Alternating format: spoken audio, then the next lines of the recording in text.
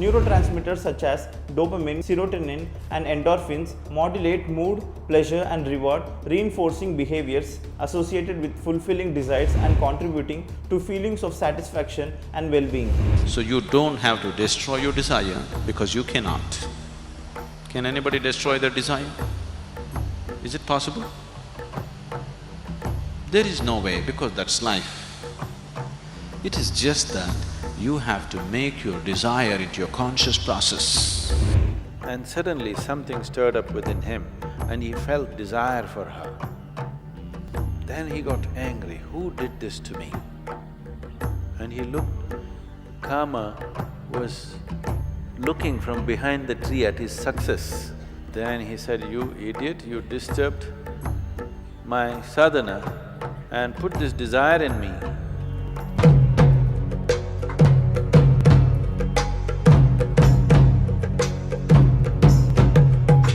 Sadhguru, it is well known that desire is the cause of all sorrows and tension.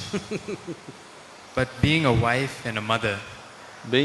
Being a wife and a mother, I can't get rid of these desires. I seek your valuable advice in this regard. Thank you. Now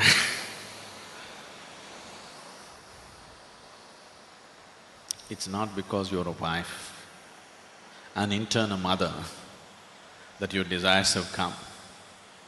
If you were nobody's wife, probably you were desiring… when you were nobody's wife, you were desiring to be somebody's wife. Now that you're somebody's wife, you desire to have a child and become a mother. Now that you have a child, now you are saying, it is these two entities which is making me desire. It is not true. If you were nobody's nothing, even then your desire would still burn within you. Is that so? Yes or no? If you're nothing to nobody in the world, still your desire would burn, isn't it? So please don't think your desires are because of your child or your husband or your family or whatever. Anyway you will desire because that's your nature. Now you made a statement in the question that desire is the source of all misery. Desire is not the source of all misery. Unfulfilled desire is the source of all misery. Isn't it? Isn't it so? Desires fulfilled are the source of your joy. Unfulfilled desires is the source of your misery. Now, what to do with the desire? Shall we kill the desire? I know people have been teaching you such things. You must kill all your desires. Unless you destroy your desires, your misery will not go. These teachings have come to you, isn't it? Now, if you want to destroy all your desires, all you will have is, you will have a great desire to destroy all your desires. And you will remain eternally unfulfilled. I don't want any desires. Is this a desire? Is this a desire or no? Yes. So, if you try to play tricks with this, it's not going to work. Because desire is not desiring for anything in particular. The energy which you call as desire is not different from the energy that you call as life. If you want to move from point A to point B, you need a desire, isn't it? Now, what brought you here today? It is not your bus or car or something else, it is your desire which has brought you here today, isn't it? What is it that will take you home? It is your desire which will take you home. What is it that which will make you eat? It is your desire which will make you eat. So, what you call as desire is not any different from what you call as life. The life is desire. The very basis of your life is desire, isn't it? So if I tell you kill the desire, the only way is to hang yourself. There is really no other way. Now I want to die, that is also a desire, isn't it? Yes or no? So do not deceive yourself with these things. Desire is the very essence of your life. But at the same time, you also know that desire is an unending thing. If you fulfill one, the next one will be ready. If you fulfill that, the next one will be ready. It keeps you on all the time. And obviously, some desires will be unfulfilled, and those unfulfilled desires cause much misery to you. If you look at the desire, actually when we started, this is what we were looking at. We just did not use the word desire. There is something within you longing to be little more than what you are right now, isn't it? That is desire. So your desire's ultimate goal is unboundedness, the infinite nature. But because you're unaware, you are giving it an unconscious expression for the longing that is wanting to become unbounded. So you don't have to destroy your desire because you cannot. Can anybody destroy their desire? Is it possible? There is no way, because that's life. It is just that you have to make your desire into your conscious process. Right now it is functioning unconsciously, because right now your desires are not even about you. Please look at this. Right now you're living in Trivandrum or Thiruvananthapuram. Your neighbor has a big car. What is your desire? You want to have 2 cars like that. Now you don't know all these cars, you are living in a remote place and your neighbor has 1 big buffalo. What is your desire? You want to have 2 buffaloes like that. So your desire is just a reaction to the social situations in which you're living, isn't it? This is so because this longing to expand is finding unconscious expression. If you make your process of desiring into your conscious process, then desire is no more a problem. Desire is a wonderful vehicle which will take you places. Even if you want to reach the ultimate, you need a desire, isn't it? Yes or no?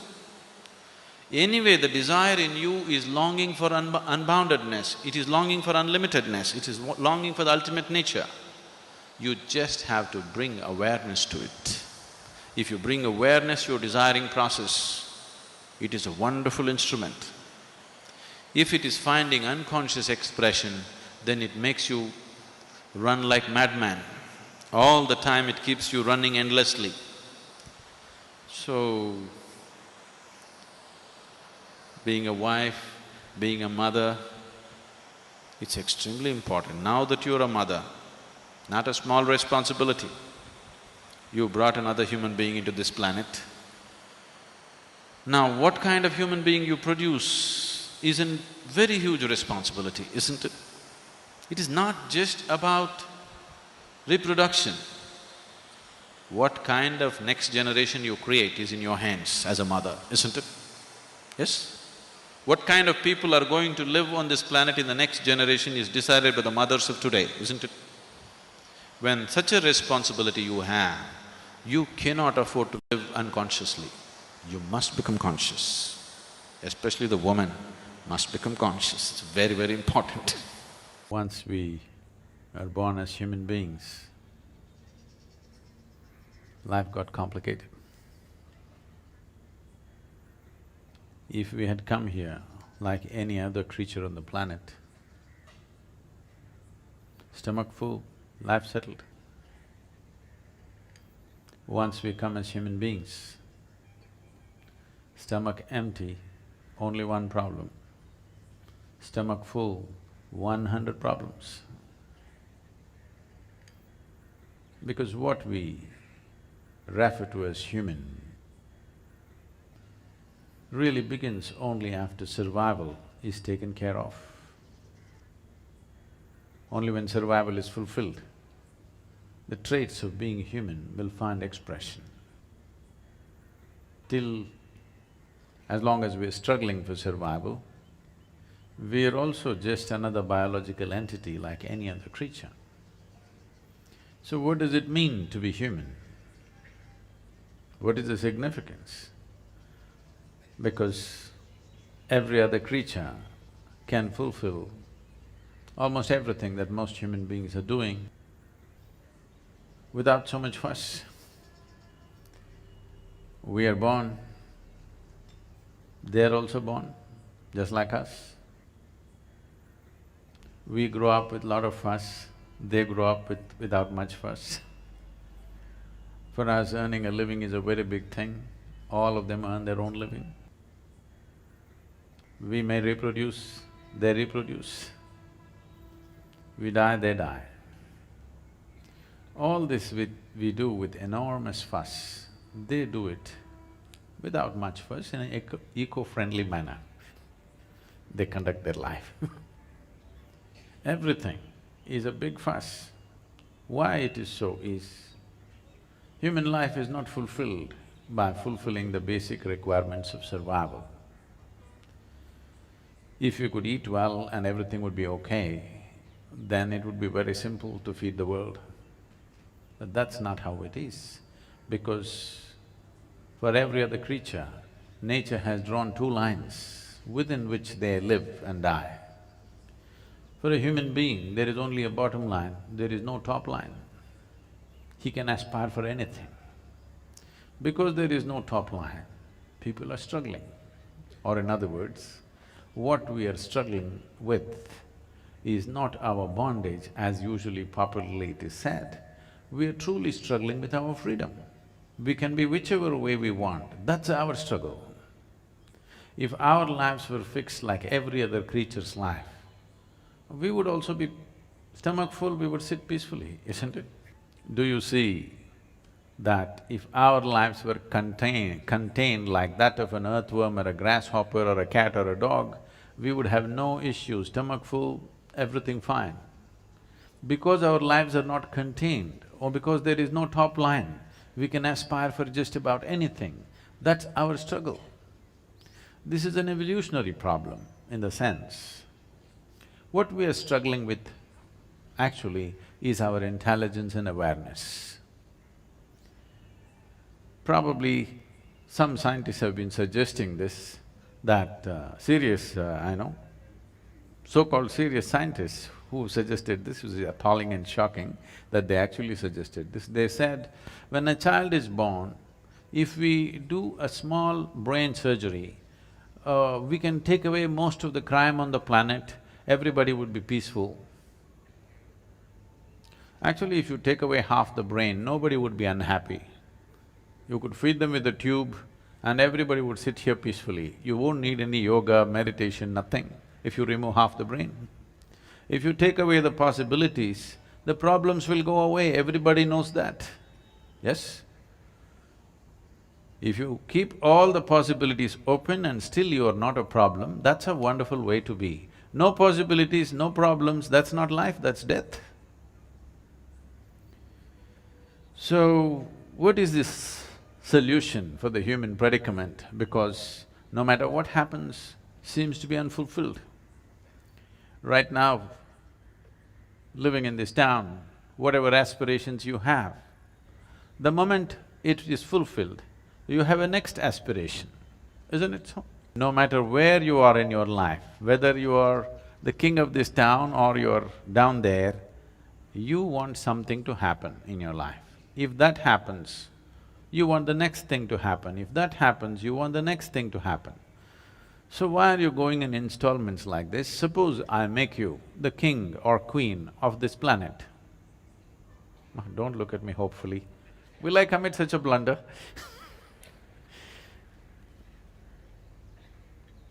Suppose we make you the king or queen of this planet. Would you be fulfilled? I'm asking you. Would you be fulfilled? No, you would want the other planets and the stars and the galaxies. Because there is something within a human being which is not willing to settle for any boundaries. It is aspiring for a boundless possibility. If you're seeking boundlessness, seeking it through physical means is a hopeless case. Your aspiration is fantastic because if you really look at it, sitting here, if you really look at it, suppose right now you become the king of this planet, you were not satisfied, we made you the king of the solar system, not satisfied, we made you the king of the universe, not satisfied. If you really look at this, what you're aspiring for is infinite nature. Your aspiration is fantastic, but the means is miserable in the sense. Suppose you're driving your car today and you saw the moon and you felt like going there. Sometimes the advertisements are so exaggerated, they told you, if you really floor the accelerator, it will go to the moon. If you try very hard, you may go beyond the moon, but you will not go to the moon. Yes or no? Because a car is not a suitable vehicle to go to the moon. You need another kind of vehicle to go to the moon. So similarly here, through physical means we are trying to become infinite. Its aspiration is wonderful, but the vehicle is miserable because the nature of physicality is like this. Physical means it comes with a defined boundary. Only because there is a defined boundary, we can call this a physical body. If I take away all boundaries of this, can you call this a physical body if it is everywhere? Physicality means the fundamental nature of physicality is a defined boundary. Without a boundary, there is no physical nature. But right now, there is something within you which is constantly aspiring to break the boundaries. Just look at yourself and see. Suppose we imprison you in a 5x5 cubicle, you will be very miserable. Tomorrow we announce your liberation and release you into a 10x10 cubicle. It will be wonderful for a day, but again you'll feel miserable. Then day after tomorrow we'll release you into a 100x100 cubicle. You will feel great for 3 days. Again it's the same thing. What I'm asking you is, it doesn't matter how big the boundary is. The moment you realize there is a boundary, you want to break it. Yes or no? This is the nature of the human being. It doesn't matter, all kinds of pacifist philosophies have been taught, be content with what you have, don't aspire for more than what you know, do not all kinds of things. It's not worked for a single human being. It only works when you're sick or when you're dying. You're sick and down today, if I tell you, you should not aspire for anything, be satisfied with what you have, you will say, yes, anything is okay, just get me well. Tomorrow, once again the energy is back, ready for something more, yes or no? Only when you're beaten and down, then these philosophies will work. For a healthy, living human being, these philosophies of be happy with what you have doesn't work. Now, does it mean to say a human being has to be eternally in turmoil, eternally in struggle? No. What we do in terms of our aspiration is just this. Essentially, nothing is going to fulfill us unless we touch a boundless state. And boundlessness is not going to happen within the limitations of the physical. When I say within the limitations of the physical, right now your whole experience of life is limited to the physical. See, your experience of life right now is happening because you can see, you can hear, you can smell, you can taste and you can touch. This is the only way you know that you're here, isn't it? It is through 5 sense organs that you're experiencing everything. These 5 sense organs cannot perceive anything other than physical. You can only see the physical, you can only hear the physical, you can only smell, taste and touch the physical. That which is not physical is not within the ambit of these 5 sense organs. So if you do not transcend the 5 senses, there is no possibility of experiencing anything beyond physicality. If you do not experience anything beyond physicality, this longing of wanting to be something more endlessly going on, you are not looking for more, you are looking for all, and all is not possible through physical means. Parvati, desperately wanted to marry Shiva. So she hired help, the god of Kama, Kamadeva. He's the original Cupid.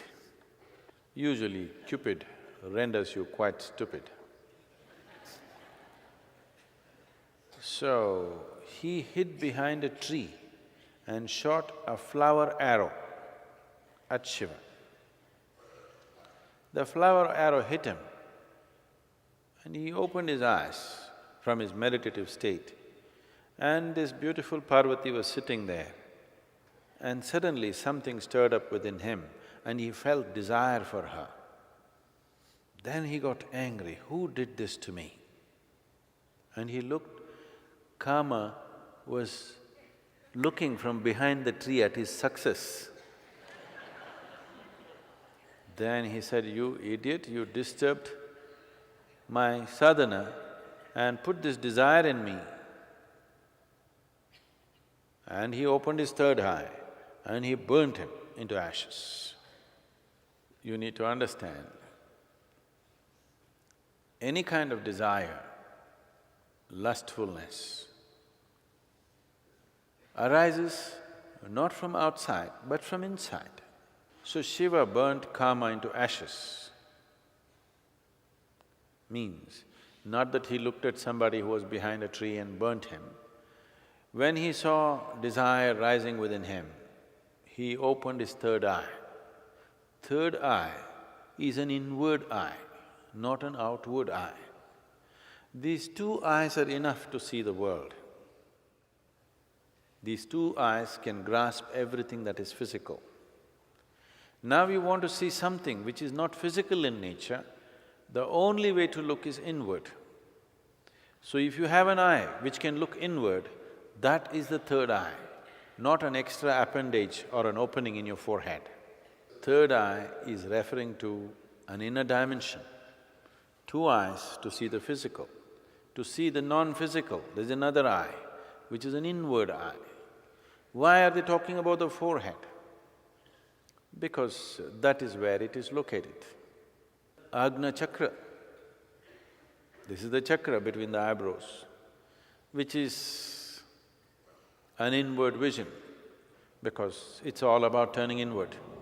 The concept of desires encompasses a wide range of psychological, neurobiological and social factors. Here's a look at the science behind desires. Exploring the complexity of desires. Desires, deeply ingrained in human nature, encompasses a myriad of wants, needs, aspirations and motivations that drive behavior and shape experiences. While desires manifest uniquely in each individual and across cultures, they are underpinned by common underlying mechanisms rooted in psychology, neurobiology, social dynamics and evolutionary process. Motivation. The driving force at the heart of desires lies motivation, the internal urge or drive that compels individuals to seek out specific outcomes or experiences. Motivation is a multifaceted construct influenced by cognitive, emotional and psychological factors. Cognitive processes such as decision-making, memory and attention play pivotal roles in the formation and expression of desires as individuals weigh options, evaluate consequences and prioritize goals based on past experiences and future expectations. Emotions,